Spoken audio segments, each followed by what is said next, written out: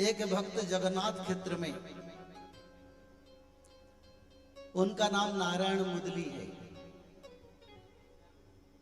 और जगन्नाथ जी का रथ निर्माण करने वाला सेवाकार है। अपने जीवन में उन्होंने जगन्नाथ महाप्रभु का हर साल रथ निर्माण कर रहा था, बड़ा लगन से, प्रेम से, पवित्र भाव से श्री जगन्नाथ जी का सेवा में उनकी पीढ़ी पीढ़ी परिवार काम कर रहे हैं। पर समय किसी को इंतजार नहीं करता। आज हमारा उम्र है, कल बुढ़ापा आएगा, उस समय हम भजन नहीं कर पाएंगे, सत्संग को आना संभव नहीं है। और ऐसा नारायण मुदली का हुआ। वो जगन्नाथ मंदिर का काम करते करते, रथ निर्माण करते करते उनका उम्र बढ़ गया, बुढ़ापा आ गया, आंखों को दृश्य नहीं हुआ, तो क्या करे। उनका मन में एक विचार आया, ताकि जगन्नाथ महाप्रभु को एक हाथ में लकड़ी का एक सुंदर कारुकार्य यानी सुंदर कलाकृति में एक खड़ू पहनाऊंगा, जिसको कांच कहते हैं, जैसे ऐसे जगन्नाथ जी का हाथ में मैं पहनाऊंगा। पर उस समय उम्र नहीं है, आंखें को दिखाई नहीं देता है, हाथ चलता नहीं, कैसे करेगा। तो जगन्नाथ जी को मन में भावना करके बड़ा भाव से, भक्ति से काम शुरू किया। जितना चेष्टा किया, जितना प्रयत्न किया, उसमें वो सफल नहीं हुआ, आंखों को नहीं दिखाई दिया। फिर वहीं पर रोते रोते वो निद्रा में सो गया। फिर निद्रा टूट गया तो बोले, प्रभु मेरा तो इच्छा है और मेरा मृत्यु कभी होगा मेरे को पता नहीं, आपके हाथ में एक आभूषण में दूं, मेरा जीवन का परमार्थ मिलेगा। विचारधारा भक्तों का यही है। तो रोने लगा तो बोले, प्रभु मेरे वश में नहीं होता है, किसी तरह मेरे को कृपा करो। तो ऐसे भक्ति से, समर्पण में, जगन्नाथ के चरण में उन्होंने अपने आप को समर्पण कर दिया। मद भक्त्या विनदार्थे करमी विविध क्रिया। जो जगन्नाथ जी है वो मानवीय लीला करते हैं। जगन्नाथ जी भले दारू ब्रह्म है, पर लीला तो मानव का लीला करते हैं, बात करते हैं।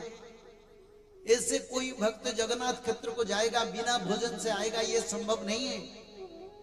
पैसा हो या नहीं हो, पर कोई ना कोई बुला के भोजन खिलाएगा। ये इतिहास नहीं, ये आदि युग से परंपरा है। तो जगन्नाथ महाप्रभु भक्त का गुहार सुने। एक दिन रात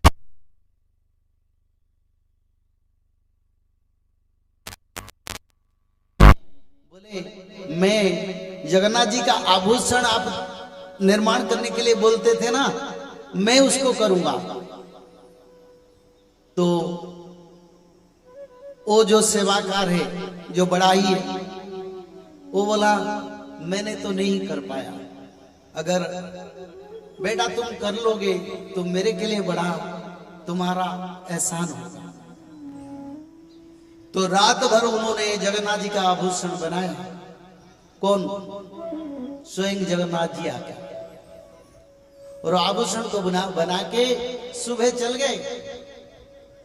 तब जो वो बुढ़े भक्त ने सुबह देख रहा है, वो कंकण बन गए, बड़ा सुंदर, बड़ा कारुकार्य के साथ। तब फिर मन में आया, मैं जगन्नाथ मंदिर में जाके जगन्नाथ जी को इसको चढ़ाऊंगा, ठाकुर जी इसको पहनेंगे।